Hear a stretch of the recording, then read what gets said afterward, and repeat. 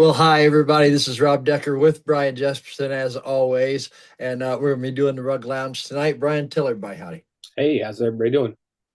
We hope everybody is great, and we've had a great break, a couple of weeks off for the holidays and all that.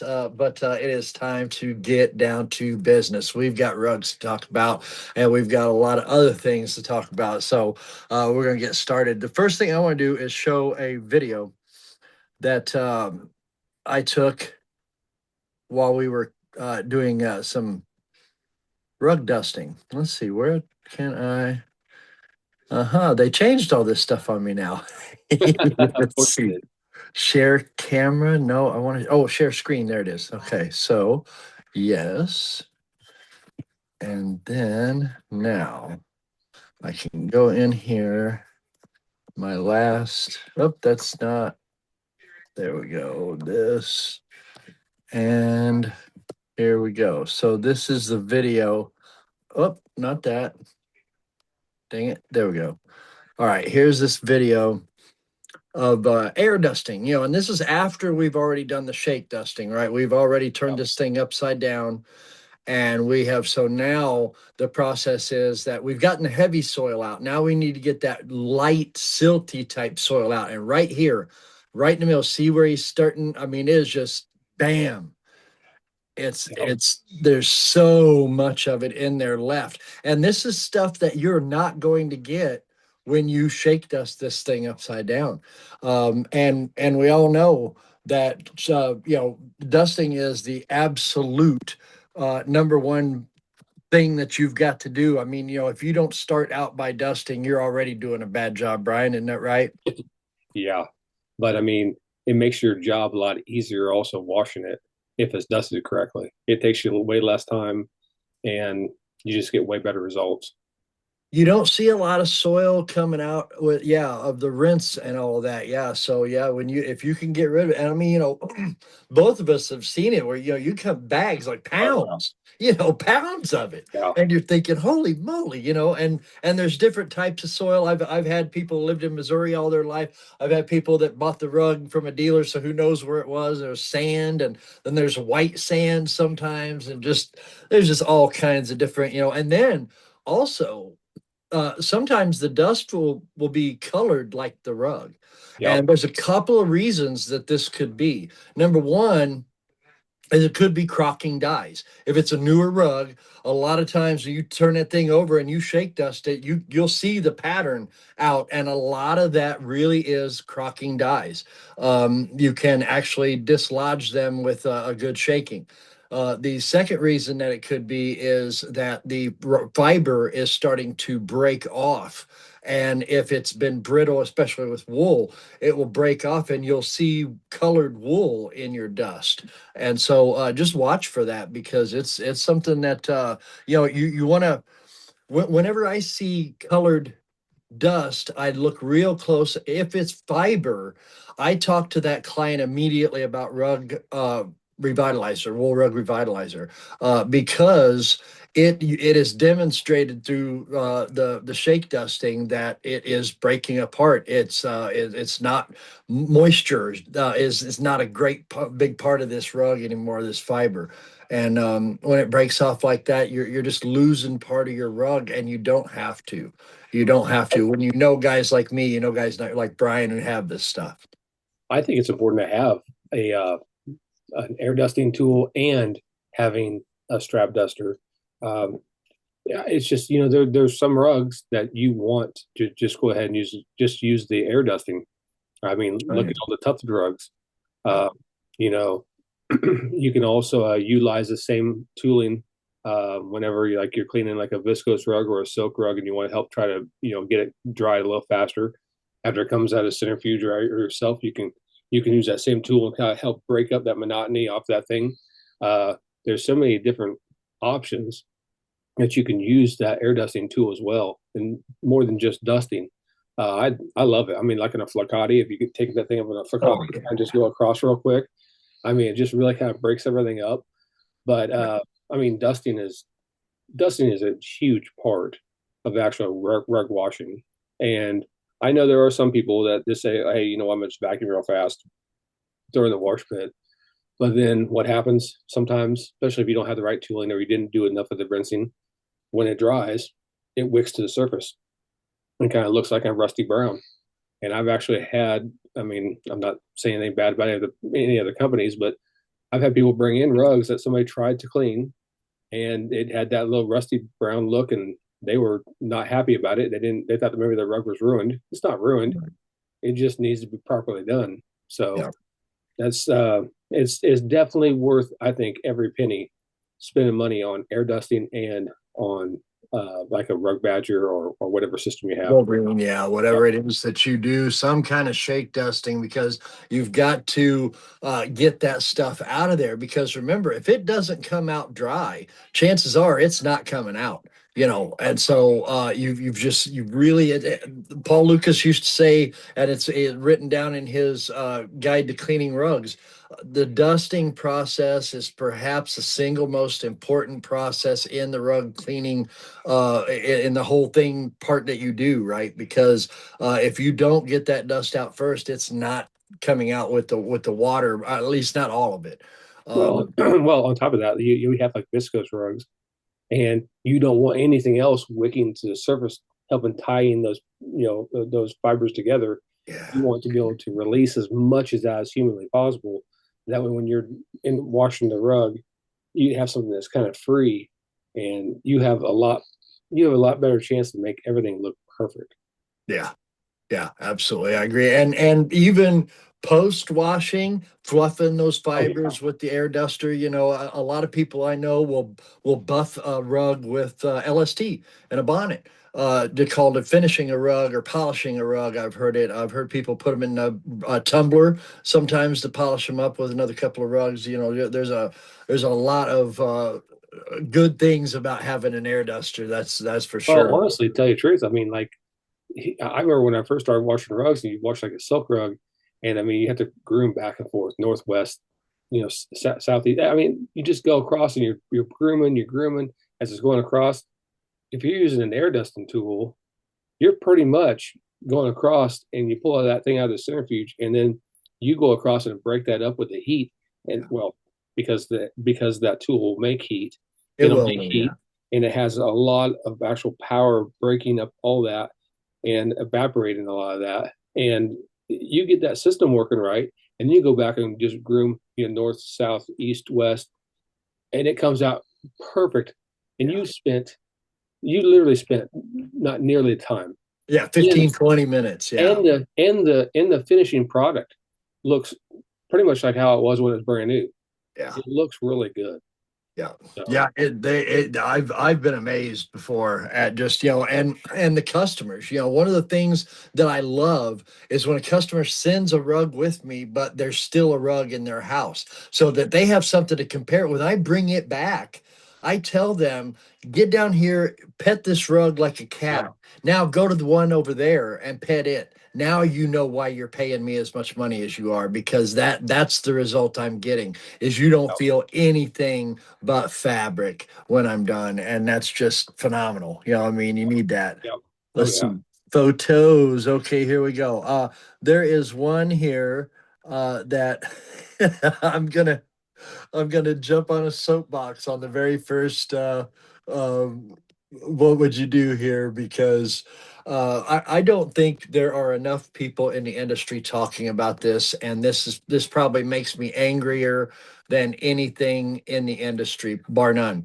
I see rugs from around the world come into my shop daily. What I want to talk about is staples. Mm. Staples in your rugs. I right now urge everybody that hears my voice to examine each one of your prized possessions, woven art, and remove any staple you see. Now, why would I ask you to do that? Because I understand oxidation, and I've been around this industry long enough to see holes in rugs, but and the staple's still there, rusted out almost completely, and there's two little holes in that rug where it oxidized the wool and just put a hole in it. So I see too many rugs come through my shop with small holes where staples oxidized, took the wool with it. Please remove staples and hand stitch the label on properly. If you need to know how to do that, I want you to get a hold of me, or ask here, send me a message, find me on Facebook. I will teach you how to hand sew so that you can do this, because with a word of warning, I'm going to let you be, but you know staples are the devil. And Yeah. this is a perfect example. When this came into my life, the tags were stapled on it. And this is a nice little true Navajo, a 1960s version. And I really, really, really like it. Well, both of these uh, tags were stapled on it.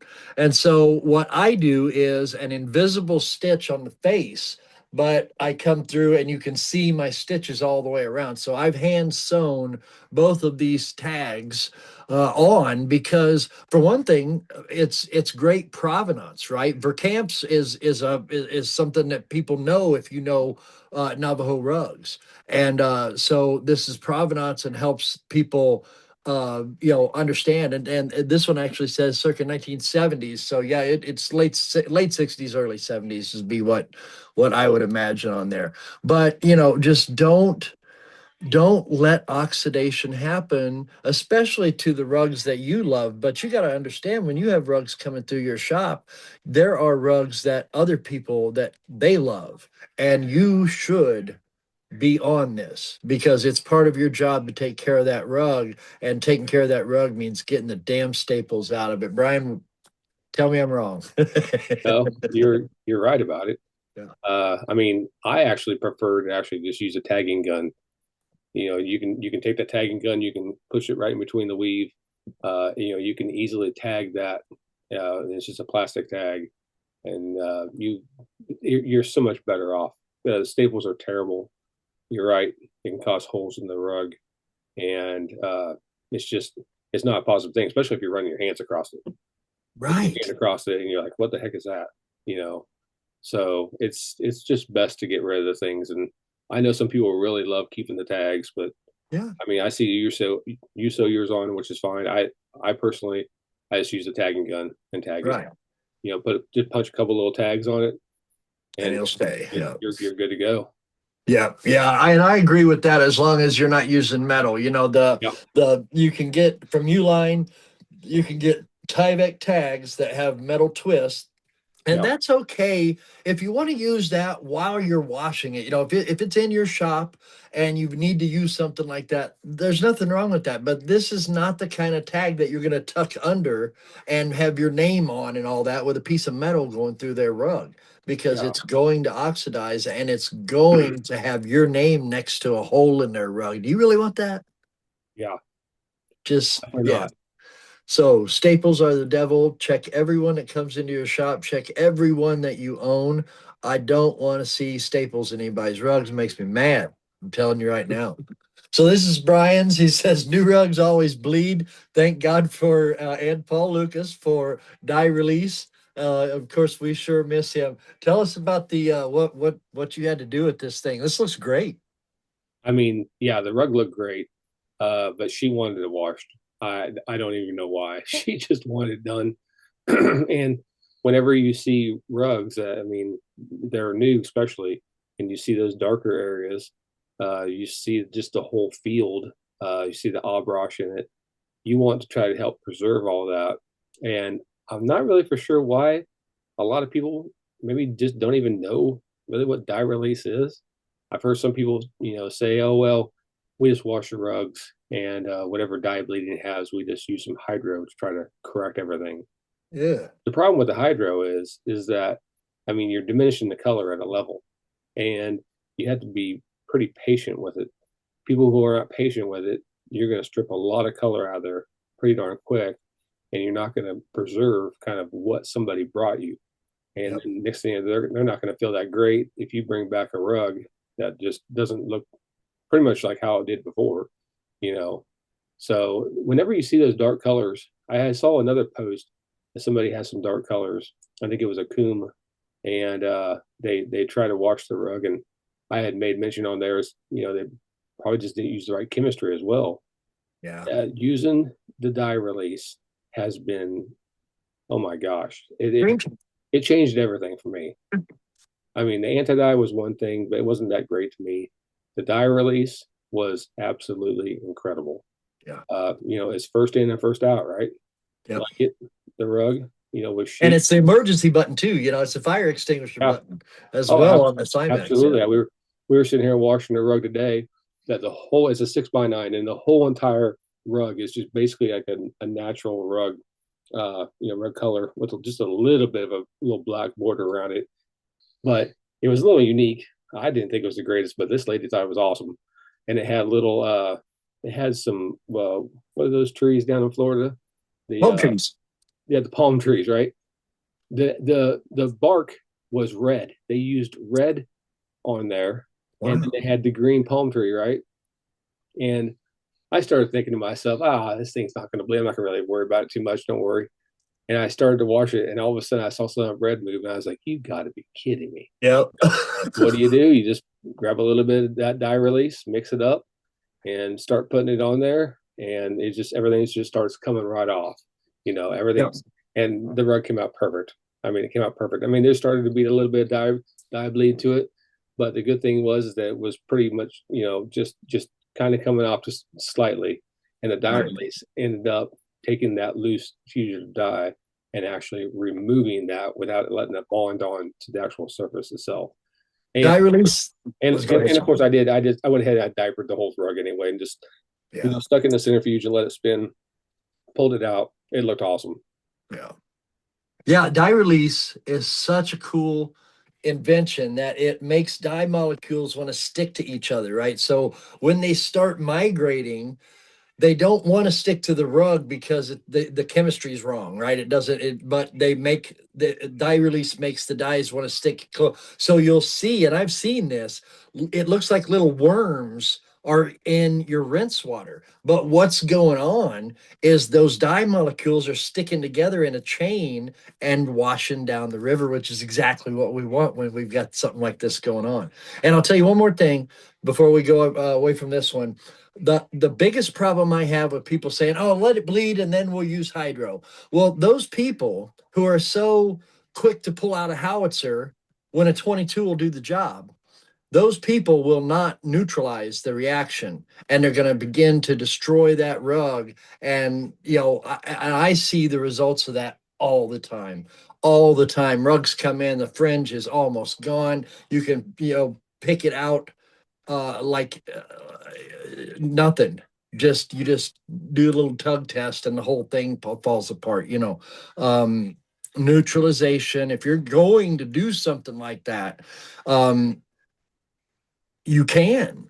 But you got to do it in the right way, and you've got to leave the rug in the right way. You can't just put stuff on it and leave it, because oxidation, when it when oxygen in the air and moisture in the air gets down into there, it starts oxidizing again, and it's just not a good thing. So Well, a lot of these guys are not that great at dye stripping anyway because a lot of people have little patience. So yeah, they want to get that water super hot. They want to use more product, and they're not actually trying to use what you should do, which was is less product, cooler water, work your way up, you know, and they find themselves in trouble. But on top of that, to me, it's like, why do I even want to go ahead and use Hydra or use anything when I could have just went ahead and put the dye release right there exactly. in my cleaning solution, and it's a done deal. I mean, Safe and I'm not stumbling and fumbling over myself. I'm not having any sort of issues. And when I'm getting done, I'm just putting a 5 gallon bucket of the dye release onto the actual rug itself, and putting some sheets on there, letting it diaper, and I mean they come out perfect. And the cool thing, I guess, I mean, if you're kind of a little artsy, uh, like the design of that rug right there will be on the actual sheets itself. oh yeah. It's pretty cool. I had one that was really weird. I don't know if I sent it to you, but that thing was strange. I did it probably about a month ago, but I ended up I diapered this rug and I don't know where the heck it was. But I'm telling you what, I don't know if anybody's ever seen those old Navy SEAL patches, and I think it was the old Navy SEAL patch that was like a uh, gosh darn it, who's the pirate? Uh, Blackbeard. Oh, Blackbeard, Buckley. and he's holding up the trident like this, and he has a heart. I'm telling you, this rug, the imprint of it looking like Blackbeard on here, and like the devil. I said, what in the world is that? Where did that come from? I have no idea where that came from, but I may have actually kept it. Maybe I'll have to try to post it if I find that sheet because I was like, that is wild. That Yeah, is, no doubt. Her picture. You might have took a picture of it too. yeah, I was like, that was weird. But I mean, here's the thing: is that the stuff works so well, and you don't have to use a whole ton of it. Yeah. Uh, so, I mean, why in the world would you not, you know, just like you're saying, why do you need to go bring out, machine gun when the 22 does do the job? And I Yeah. mean, it's not, and it doesn't make your job longer because even if Yeah. I'm die stripping, I'm spending an extra to what, 10 or 15 minutes. Minimum. So, I've tested for 2 hours before I hit the mark yeah. of what to I use. mean, why even do that when you're just adding some dye release to your LST, to your triple D, to your rayon rug shampoo, whatever it may be, uh, and you just apply it to the front and the back, and you're good to go. And it's completely non-destructive. That's the whole idea, is Yeah, that we can get the job done without risking anything and not damaging the dyes, not damaging the wool, not damaging the cotton, none of it. None of it. The viscose, it doesn't. So yeah, dye release is one special chemical, and I love it because you buy an 8 pound jar of it, and you'll have it the rest of your life because it's yeah, like you use. Is it a half ounce in 10 gallons of water, which that means it's a quarter of a tablespoon per 5 gallons. That's yeah. ridiculous. Yeah, Uh, not just the dilution rate's unreal. it is. It really is. It really is. And for what it does and for the work that it saves you, Oh wow, yeah, what a purchase. yeah, Good stuff. Well, absolutely. this is one you put in as well, a wool and viscose designer rug, Yep, and using the rayon rug shampoo. So you go in 2 ounces, wet it out, and yep, then rinse it with or wash it with 8. yep, yep. Excellent. And then I do something a little bit different sometimes. I know Paul always told me that, hey, using a little bit of Sublime or Citrosolve or whatever at the in the beginning seemed to be better, but for some crazy reason, I kind of like it at the end. I'll go ahead and wash the rug, power wash the rug, and then I'll kind of finish it off a little bit with just a little bit of maybe 2 ounces of or maybe even three of Sublime or Citrusol, which Sublime is 10,000 times better. Uh, I don't know what's in that versus like the Citrusol or whatever, but you fill that up in a 5 gallon bucket, put the bucket across the whole rug, Cymax that in, repower wash one more time, and it just really strips off a lot of that, just those darker areas to Right. that rug. And if you go back across and you just rinse that rug out really well, uh, and then put in the centrifuge, I mean you're coming out with incredible results. Everybody's super super happy. Absolutely. And there's oily deposits and then there's damage. And damage we can't clean out. Sublime's not going to do anything for that. But if we get the rug quick enough to where they haven't, just abraded it to death, then we've got some options to make it look an awful lot better. And Sublime is definitely one of them. Yeah, It's Sublime's just a great solvent, and I get people love the smell of it because I use it in wall to wall carpeting yeah, as well. I'll do a pre-treat of Sublime if we have really bad dog, like not urine dog odor, but just the wet dog smell, and that is because of oils off gassing off the fabric, and you get rid of the oils, you get rid of the smell. yeah, Simple as that. Simple yeah, as that. So yeah, Visco's the one.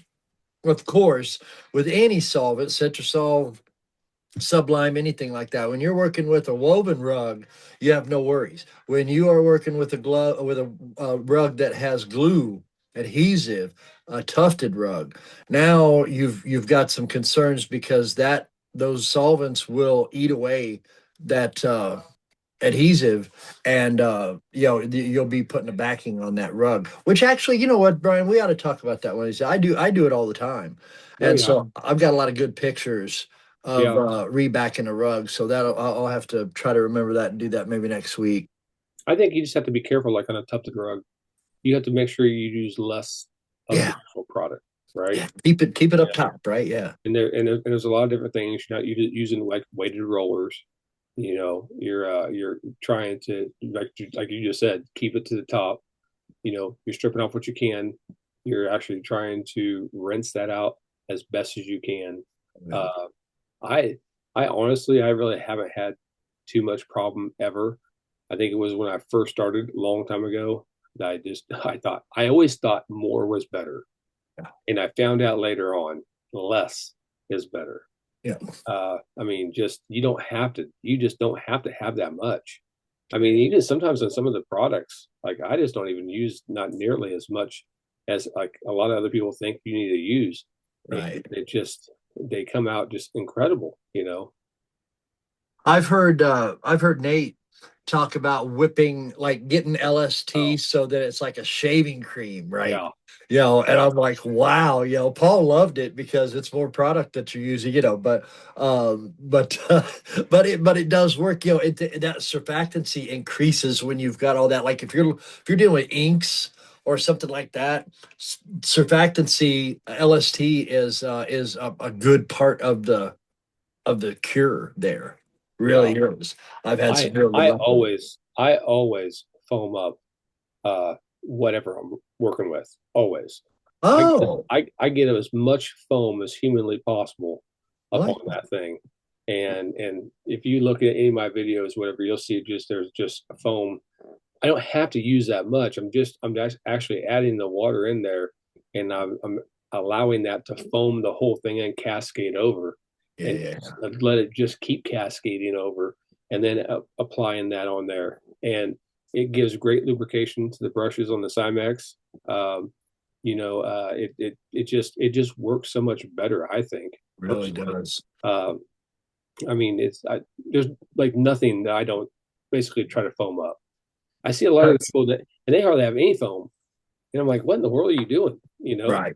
But I guess I mean everybody has a different way of kind of doing things, but I just think that I learned from Nate and I learned from Paul. Yeah. And I remember when Nate used to say, "Hey, mix it up like thick shaving cream," and that's exactly what I do, and Yeah. and the results are just awesome. But I know. this that dwell time, you give it a good dwell Yeah. time too, Yeah. and it's working, it's doing its thing. Oh my gosh, man, you're getting great results. I like having a big enough wash floor where I can wash a rug over here, give it 15 or 20 minutes good dwell time while I'm over here working on another rug. That is just a real advantage. Oh yeah, And of course, what it was the end of last year, I doubled the size of my dry space, which is just phenomenal. That has been, it really relieved a bottleneck in my operation. yeah, yeah. Oh, it's really good. And I think the smaller area too, I don't have just yet, I don't have a humidistat to vent out the air, and I need to get that done this spring. I know how to do it. I just have to be able to get that to go because I think I collected a little too much humidity in there sometimes. Although I've got a lot of dehumidification going, but it is what it is. This is where you can see your suds here. Oh yeah. He says, Brian says, this one's fun to wash. It's been in the family for years. Now my client wants it washed and placed in a shadow box for her husband's Christmas present. He hasn't seen it for years. It was rolled up and stowed away in a cedar chest. So it's pretty cool being a part of something special. It reminded him of Nate and Paul. But yeah, these suds on this, I mean, I love this rug. It's an arts and crafts kind of hooked Oh yeah. thing. And but yeah, you want to talk about suds, man? You're the king of suds in this picture. I love it. Well, and that's minor. That's Yeah. minor. I just wanted to kind of see the rug. Most of the time, Right. I have pretty thick. You can't hardly see the rug, but I mean, like with this rug, I mean, that LST just, I mean, it made that red and made that yellow and that green just pop like you wouldn't believe. I mean, I Yeah, got done with the rug. I the mean, it blue just there. looked great. And then she ended up, she had the shadow box and she put it all together, and it was pretty cool. Cool. She had a big old giant like moose that was there, and they had like Yeah. elk and a couple other things. And then she had she in that box she had kind of like this lighting, and the light hit that thing. Oh my gosh. Plus, on Wow. top of it, what's awesome is like when your clients are hugging you. You know, Yeah. she's like, oh my gosh, he is going to be so happy, and this is like this is so cool. But Yeah. it's just fun to do rugs that people have an attachment to. When Yeah. there's a story behind the rug, it's just fun. It's fun to be part of that deal. It's fun to actually, kind of attach your name to that, uh, and of Be course part of the legacy. Yeah. and and of course it's the marketing because they're going to tell all their friends. Right. I mean, it's just how it is. And people see that, you know, and then they see in the house and they come inside and they'll tell you the story. As I did that a month ago. I already got about like 10 jobs off of Wow. this referral off this little rug right here. Because he loves the fact that she did a gift for him, so all of his friends and her friends are coming over. They're making sure they point out that rug because it's new, it's exciting, and it was a great gift. Yep, yep, they loved it. Yeah. So I want to talk about the soap bubbles real quick because I recall um, Paul talking about soap bubbles, and we can see right down here. Okay. Hmm. So what Paul, I remember him telling me was that surfactants are a two-tailed molecule, as we all know. And one is a hydrophilic that loves water, which is up here, and one is a hydrophobic that wants to attach to anything but water, which is Yeah. usually soil. And so that's how bubbles are formed, is that the end has gotten down and grabbed a hold of something, and then that tail sticking up, and that's what creates that bubble, is that Wow. tail sticking up waiting. I remember him telling me that. I remember being fascinated by that. I was like, wow, man, I never knew that. Wow. So there's so much stuff that Paul said that I try to keep, and then I've got some other archive stuff and everything that will be one of those things that we talk about later. I tell So you, I tell you what I mean, I do. I don't know why. I don't know if it's like just being a kid, but I love, going across and there's just so much foam and you got these gigantic bubbles, yeah, just huge, they're all across the rug. And sometimes I'll sit there and snap a couple of pics, especially if the lighting's really good or whatever. But I yeah, honestly didn't know that. That's kind of cool. I didn't I realize. know, right? Yeah. Yeah. Yeah. Yeah, Paul was just a walking encyclopedia, and I'll tell you, just being around him as many years as I was, just trying to be a sponge and just listen and learn, and it was just I've had a phenomenal mentor there, and he was just awesome, and he knew I understood the chemistry part of it mostly. You can get too deep for me, obviously, but he was just real good at explaining stuff like that and making it stick. Yeah, see, like the first picture I see here, look at Yeah, I that know. blue and the green. I know. Both. It just completely changed Yeah. it. That went to like a Kelly green, Is that right? crazy? And Is that crazy? like a just a little darker than a robin egg blue. Yeah, I love it. Yeah. It look it Really, looks really like this it rug. looks so good. It looked, you have no idea. It looked super good. It was so cool just to lay it out and then Yeah, just watch that lady just like freak out. You no know, doubt. she's like, "Oh my gosh!" Like, "Oh my gosh, this is crazy." And I'm thinking, okay, I'm just washing rugs. Right. You know, No, what we do is spectacular, my friend. It really is. And there's not a lot of people that do it, but it does get to be old hat if you're not careful. You know what I mean? It's like, oh, yeah, yeah, but you stop every once in a while for a really sentimental piece like this. Or I remember the first time a client cried in front of me when they saw their rugs repaired and cleaned, and that doesn't go away. I mean, those times stick with you and you begin to understand, hey, I'm doing something this is the only time that they're probably ever going to get this done to this rug. and I get to be the guy to bring it back for him. It's a really really cool position to be in life. I love it. Yeah. Absolutely. So let's see. Okay, so that's the end of those pictures. So I want to spend a couple of minutes with some other, let's see, stop that. Now I'm going to share some other pictures. I got a new rug, and let's see. I think it's in, yeah, here we go. My rugs. And I want to share, okay, this and this. And then you see this, this, this, this, this, this. Okay. So this is a rug that I picked up at an antique dealer, wool on wool, barber pole wool down at the end. And and I really like it. It's a little worn in some areas in the middle and stuff. There's a little bit of wear to it, but from what I understand, these horse heads, these four white horse head formations, are quite special. And so, what I did, and if you haven't done this, now this, of course, is not the end all be all of looking up rugs, but I used Gemini AI, and I Mhm. put that picture and this picture in, Yeah. and it told me a Yep. lot of stuff about this Qashqai, but specifically a Shiraz, and it's because these type of nomadic rugs are traditionally traded and sold in the bazaars of Shiraz. Okay, so wool on wool construction, hand spun wool, and then it's talking about barber pole selvage, which is classic indicator of Qashqai craftsmanship. Now, the lion or animal figures, the most striking feature of your rug is the four white, cream stylized animals flanking the center. These are likely stylized lions or horses. In tribal lore, the lion is a symbol of strength and power, while horses, often shown with saddles or riders, represent nobility and wealth. Um, and the materials here, it says the rich reds are from madder root, the deep blues are from indigo.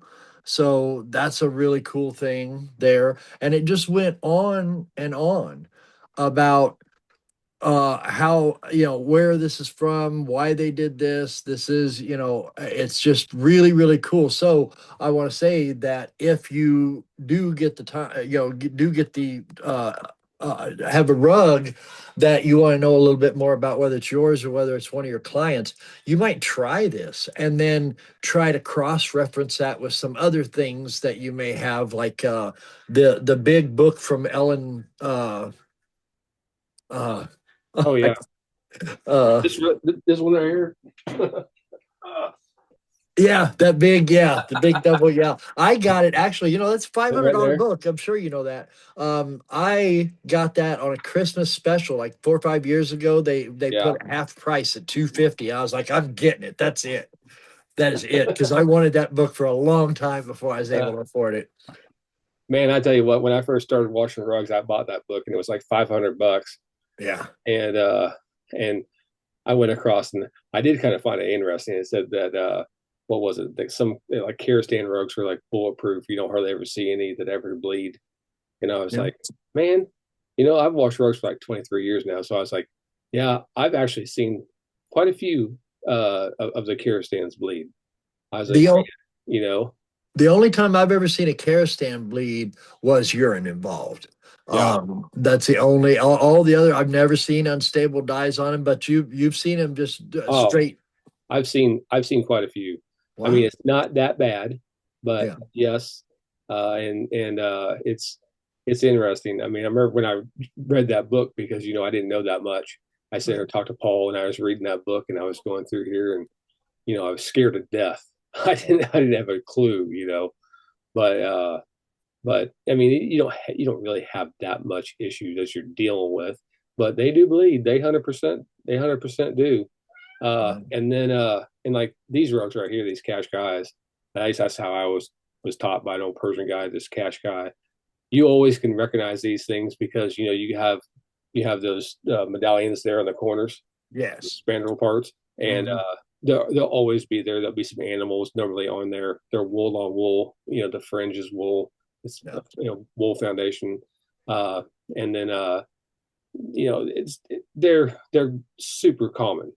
I mean, super common. At least they are here. I know that. I mean, today I think I probably picked up about 6 or 7 of these things a day. Oh wow, that's You know, cool. so man, I tell you what. Last Friday, I had a lot of people bringing me rugs and me picking up rugs, and then yesterday was insane, and then today was even worse. I mean, I was like, what in the world? I even had one of my clients that she has 2 rugs that I'm supposed to be delivering right now. And she called and she said, hey, Brian, she says, I'm glad you didn't bring those 2 rugs over just quite yet. And I was like, why? She said, I went and I bought 4 chairs from a estate sale. I brought them home during Christmas. And now I have fleas in my house.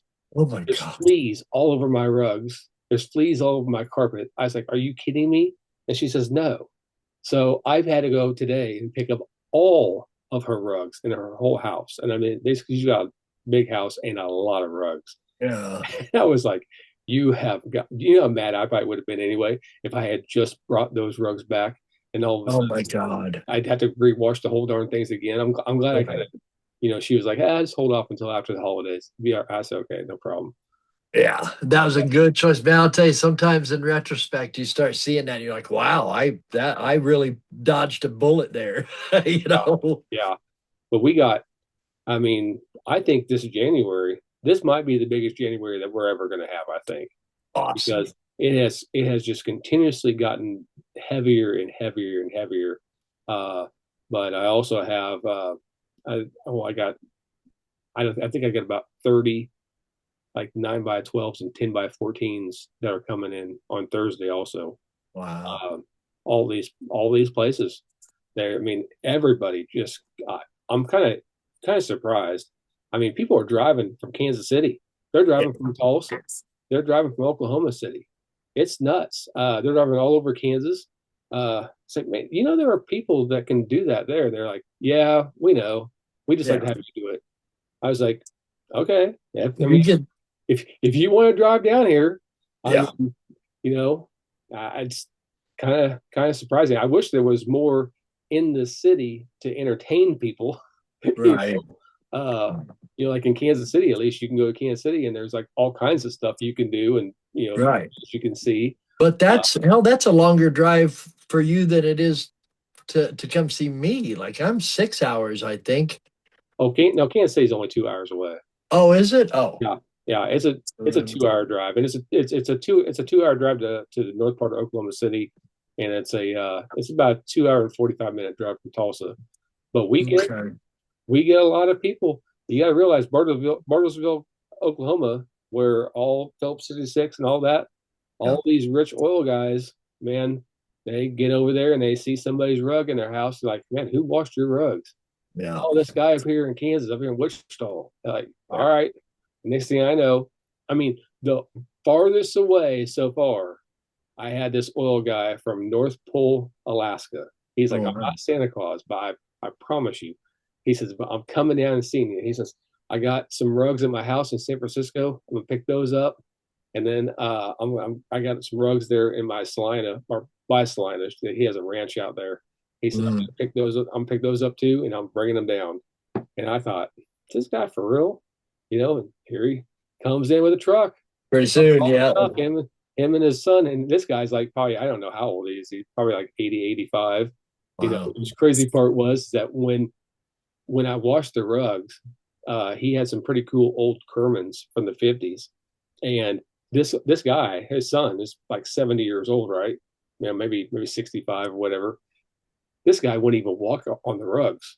Hell, Wow. maybe that guy was 90. I don't know. But he said he was in the 50s. But he said, hey, as kids, we were not allowed to walk on the rug. And this old man still wouldn't walk around. Wow. It was so crazy.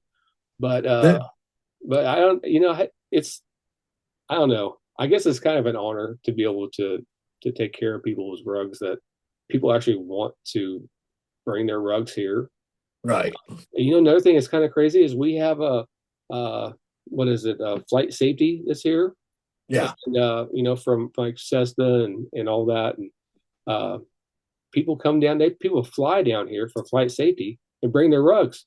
Right. And while they're here for the next 3 or 4 days, they drop the rug off. We wash the rug. They put it in their plane and go. Yeah. I mean, and my name somehow it just travels. I mean, it just travels. So, I but have the same thing. Yeah. it's a lot of fun because you see a lot of rugs from all over. Yeah. Like, I mean, the rugs on the East Coast are going to be different than the rugs that's maybe here in town or up Oh, in Kansas City or like in Los Angeles or down in Dallas. I mean, all the rugs are different, which is cool too. This is how many rugs I've done.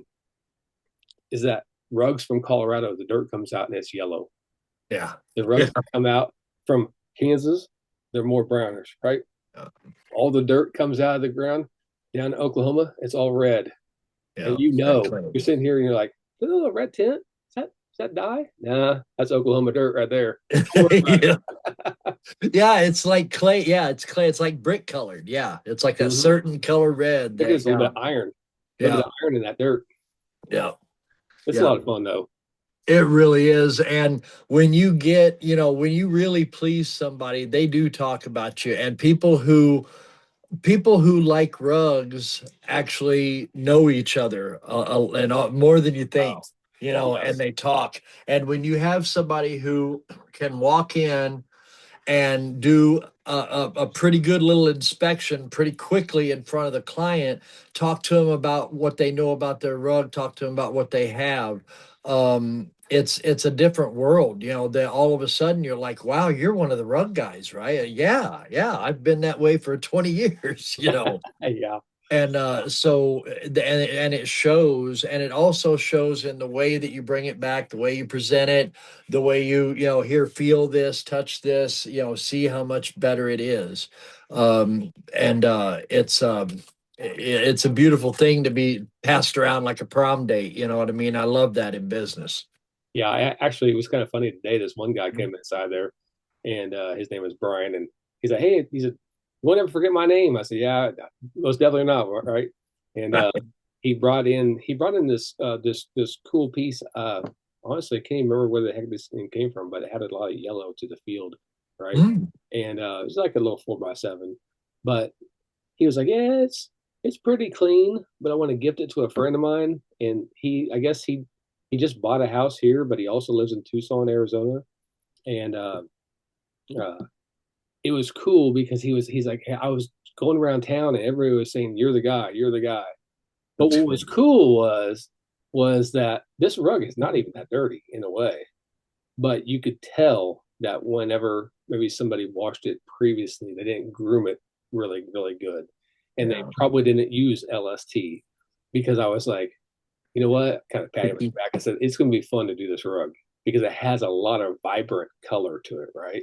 And it's Mhm. just going to be fun to actually see like what LST does to this rug, and then grooming it correctly. I mean, because Right. it's really cool. I'll take some pictures of the rug. Yeah, I'd love to see it.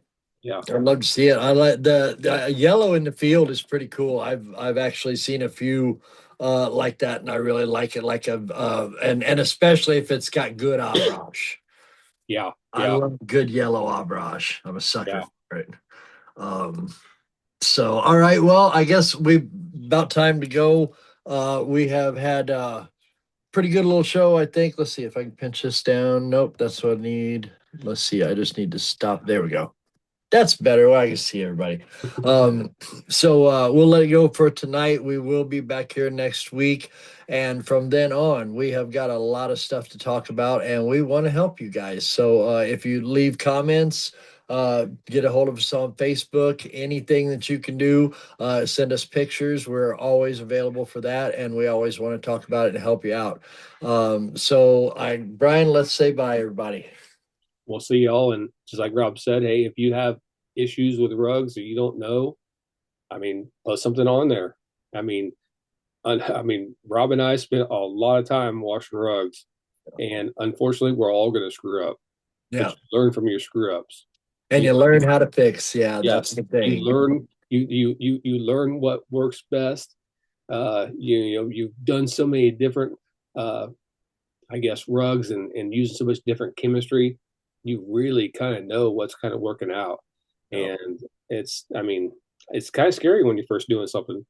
So if you have a question, yeah, post something on there. You I'll know, tell you, it goes from scary to being fearless, like you were just talking about. You were like, "Yeah, this rug, nah, it's gonna be okay," and then it kind of starts to slide sideways a little bit. You're like, "Okay, we'll just put a little bit there, and it's all good." You know what I yeah, mean? You just kind of switch gears a little bit, and that is when you get, when you know that you've really gotten to the top of your craft is when you've got several different plans to okay, we've got towels, we can poultice this thing. We've got dye release, we can help with that.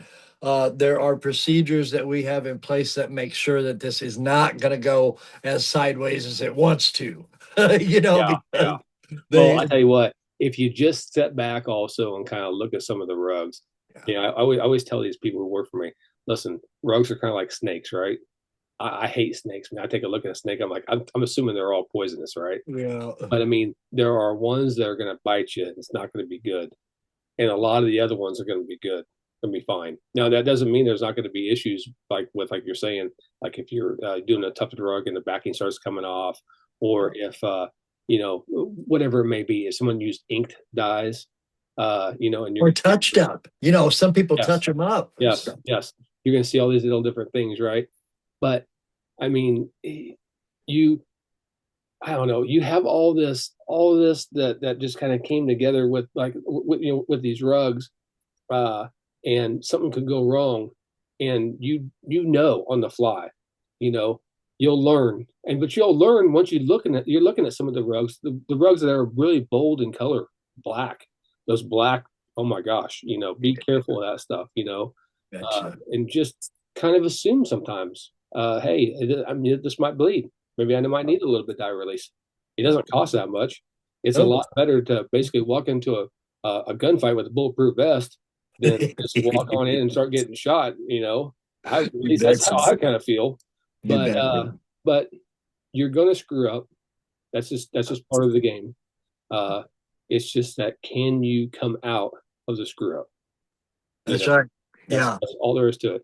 And And what better reason not to clean a rug in somebody's house is that? oh Because oh my they're gosh, going to bite you. It doesn't matter. They're going to bite you. And when they do, your customer is going to be the first person to see it. Do you really want that?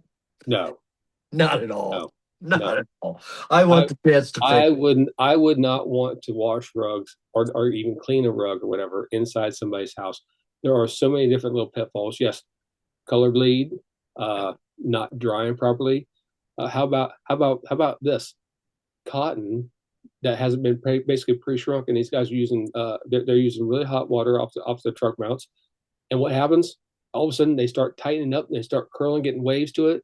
And they're like, "Oh, hey, I went over there and I cleaned that rug, man. And it's like just it's just wrinkly all over. You Yeah. not know what you just did? I mean, Yeah. people don't understand. And then, yes, it's like you're saying, if you have color run or you have an issue, or how about this? Somebody does not groom the rug correctly, and you have one marks in the rug. Oh, Use a hold glide, and you got those little marks. I mean, and there's just certain rugs that if you do have a glide or you are doing something and you don't get after that like super fast with grooming, I mean it's gonna be a bear to get yeah. rid of it. And the best Yeah. way to honestly to get rid of it is actually put it in the wash pit and then Cymex it and start all over. Yep. And you're not Exactly. doing that inside somebody's house, are you? Nope. You're just not. No, you can't get a good dusting job done in the house, so that's the primary reason. Yep. The second reason is you can't do a good washing process. You don't have control of the drying. You're not the first person to see it when it Yeah. is dry to see what's going on. There's reason after reason after There's reason. multitudes of reasons. Oh my gosh, even spot cleaning afterwards, right? You Yeah, might need a spot clean. You might have to take care of some yellow stains or something. I mean, not everything just happens right there on the wash floor. I don't think exactly. people understand that sometimes. There's a No, whole process to this thing, there is. from the inspection to the dusting to the washing to possibly a second washing to the spotting to actually doing like a quality inspection and making sure everything's good to shearing the rug if you need to. Yeah. I mean, there's all kinds of different things. That way, when you're bringing a rug back to somebody, you have a rug that comes back. It looks like it's new, and they're Yeah. excited and they're happy, and then they Yeah. feel it and they feel how soft it is and how vibrant it looks, and they fall all over. They fall in love with the rug all over again. Yeah. And They say, "There's my rug. that's There's my rug. that's There the it best is. marketing. I It's the gave you best something marketing that because their barely friends come up to the house. Their friends come up to their house and they're like, "Dude, you just did your rug." Like, my gosh, right." is my new rug? Oh no, that's my old one. And Yeah. yeah, I'm telling you, it really is awesome. But listen, if you're watching this and you're like, "Hey, I got, I don't know. I'm not for sure what I'm doing. I screwed up this." Hey, don't feel bad because we all screw up. I mean, even after doing it, after all these years, Absolutely. I'll still screw up. I mean, but you have to be able to know how to get out of that. Yeah. So post your stuff. Get on the Rug Lounge. It's a Facebook group. We will improve you to come in and bring your rug questions and your rug situations, bring your failures, bring your successes, bring your stories because we do want to talk about them. Yep. Well, everybody, we will see you next week. Everybody have a good weekend, a profitable tomorrow. We'll see you right back here next Tuesday night. And then, well, we'll record it Tuesday night. We'll release it Wednesday morning. Everybody have a good night and a profitable tomorrow. We'll see you soon. We'll see y'all later. Bye-bye.